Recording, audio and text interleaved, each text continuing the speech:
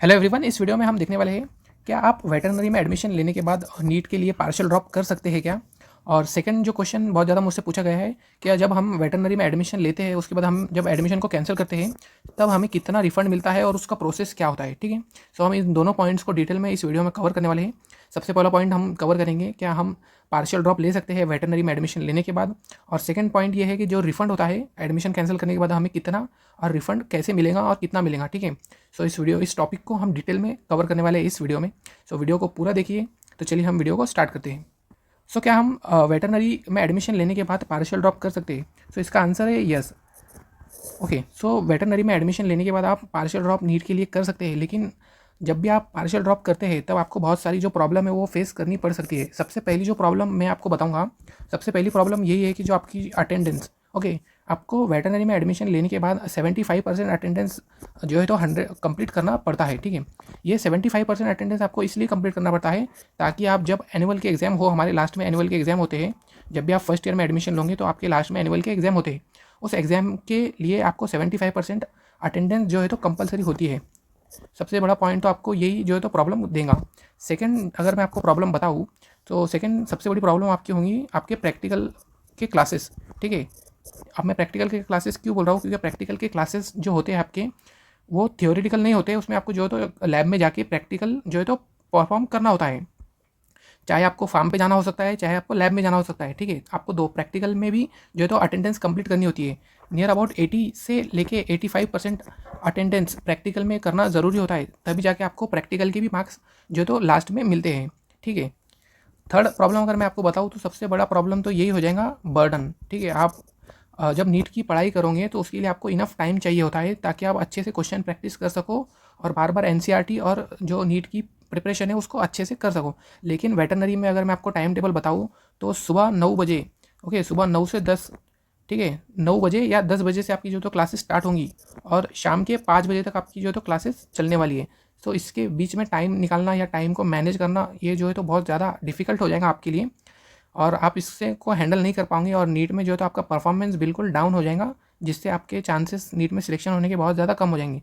अगर आप सच में जो है तो नीट के लिए पढ़ाई करना चाहते हैं, सो मेरा आंसर आपके लिए यही रहेगा कि आप वेटरनरी में एडमिशन मत लो और आप नीट पर ही फोकस करो। लेकिन अगर आप एक बैकअप के तौर पे वेटरनरी में एडमिशन लेना चाहते हैं तो आप बिल्कुल यहाँ पे आके प्रैक्टिस कर सकते हैं। अगर आपके नीट में ऑलरेडी अच्छे मार्क्स हैं, ठीक है, तो भी आप जो है तो यहाँ पे पार्शियल ड्रॉप वेटरनरी के साथ ले सकते हैं। ठीक है, लेकिन आप अगर एवरेज बच्चे हैं जिसके मार्क्स जो है तो कम है या बॉर्डर पे है और आपको वेटरनरी में किसी तरीके से अगर आपका एडमिशन हो जाता है, तब आपको जो है तो इतना सोचना नहीं चाहिए पार्शियल ड्रॉप के बारे में। या फिर अगर आपका ड्रीम जो है तो नीट को क्रैक करना ही है, तब फिर आपको वेटरनरी में एडमिशन नहीं लेना चाहिए और नीट पे ही फोकस करना चाहिए। और भी जो चैलेंजेस आपको जो है तो वेटरनरी में एडमिशन लेने के बाद आ सकते हैं, ये मेन जो चैलेंजेस है मैंने आपको बताया। सो इसका आंसर ये है कि आप पार्शियल ड्रॉप ले सकते हैं वेटरनरी में एडमिशन लेने के बाद, लेकिन आपकी जो प्रॉब्लम्स है वो बहुत ज़्यादा बढ़ जाएंगी और उसके साथ आपको कुछ बेनिफिट्स भी हो जाएंगे। सबसे बड़ा बेनिफिट तो ये हो जाएगा कि आप जो है तो एक कॉलेज में, यानी मेडिकल कॉलेज आप बोल सकते हैं, मेडिकल कॉलेज में आप जो है तो एंटर कर लेंगे।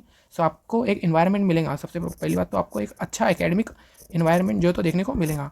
साथ ही में आपको लाइब्रेरी भी मिलेंगी। ठीक है, पढ़ाई करने के लिए आप लाइब्रेरी भी ज्वाइन कर सकते हैं, जहाँ पे आपको एक अच्छा इन्वायरमेंट पढ़ाई के लिए मिलेगा। लेकिन अगेन मैं आपको बोल रहा हूँ, आपको चैलेंजेस ज़्यादा फेस करने पड़ेंगे कंपेरेटिवली आपको जो बेनिफिट होंगे।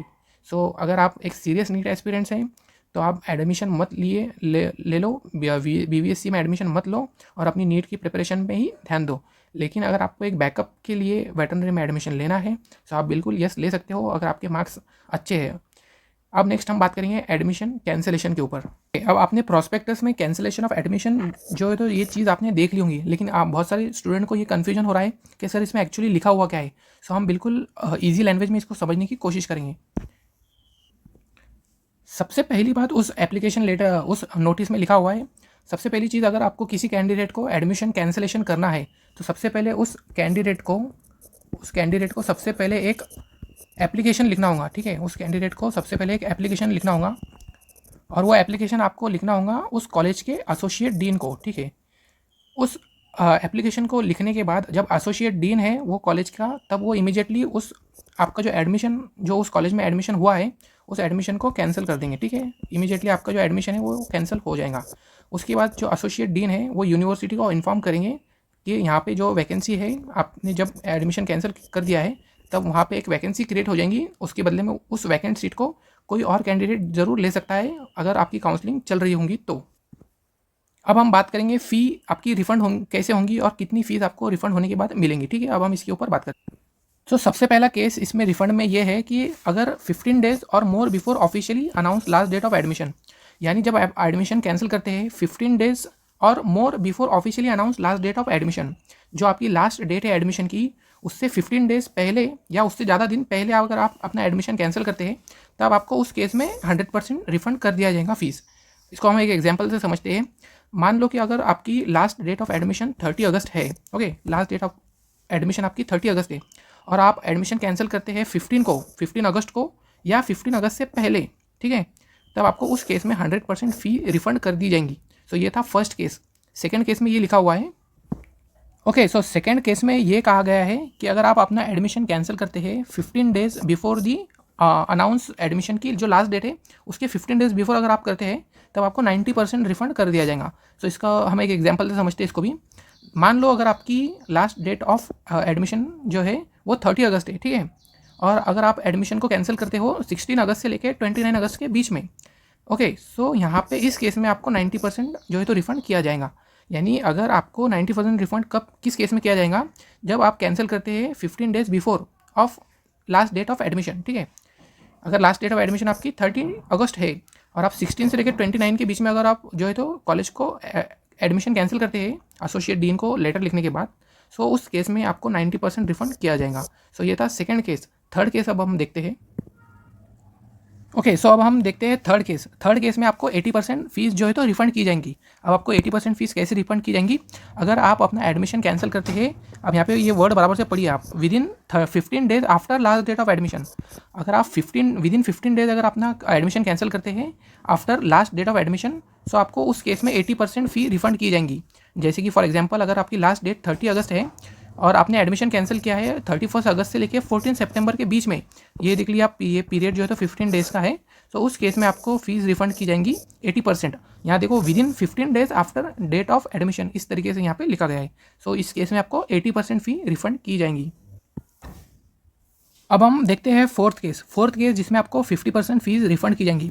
अगर आप कैंसिल करते हैं अपना admission 16 to 30 days after last date of admission, यानी जब आपका लास्ट डेट ऑफ एडमिशन है उसके 16 to 30 डेज़ के बाद अगर आप अपना एडमिशन कैंसिल करते हैं तब उस केस में आपको 50% फ़ीस रिफ़ंड की जाएंगी। इसमें अगर फॉर एग्जांपल अगर मैं आपको बताऊँ तो अगर आपकी लास्ट डेट 30 अगस्त है एडमिशन की, ठीक है, और आप एडमिशन कैंसिल करते हैं 15 सितंबर से लेके 29 सितंबर के बीच में, यानी आफ्टर 16 to 30 डेज़, सो उस केस में देखो आपको 50% फ़ीस रिफ़ंड की जाएंगी। अब हम देखते हैं फिफ्थ केस में क्या बोला गया है। तो फिफ्थ केस में ओके, सो फिफ्थ केस में अगर आप अपना एडमिशन कैंसिल करते हैं after 30 days of last date of admission, so उस केस में आपको 0% रिफ़ंड जो है तो दिया जाएगा। ओके, और इस केस में आपको 0% रिफ़ंड दिया जाएगा, लेकिन आपको अपनी कॉशन मनी दी जाएंगी, ठीक है।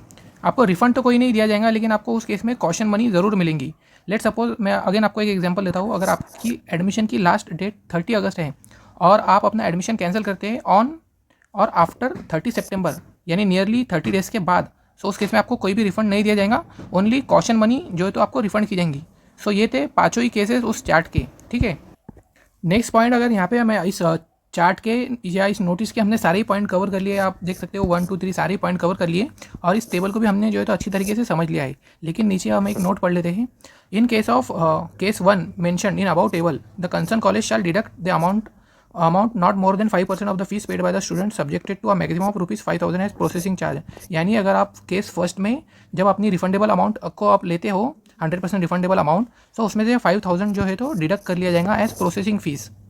और फिफ्थ केस में आपको ओनली कॉशन मनी जो है तो दिया जाएगा, सारी आपको कोई रिफंड नहीं मिलेगा। आप जैसे कि देख सकते हैं फिफ्थ केस में आपको कोई भी रिफंड नहीं दिया जाएगा, लेकिन ओनली आपको सिर्फ कॉशन मनी ही रिफंड की जाएंगी, ठीक है।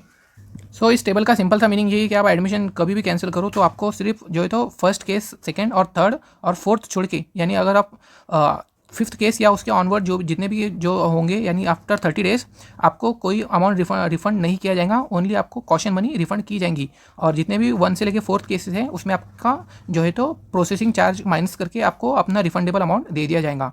और जो candidate NRI quota, FN, PIO, OCI quota को बिलोंग करते हैं उनको किसी भी केस में उनकी स्पेशल मनी जो भी वो डिपॉजिट करते हैं वो रिफंड नहीं की जाएंगी।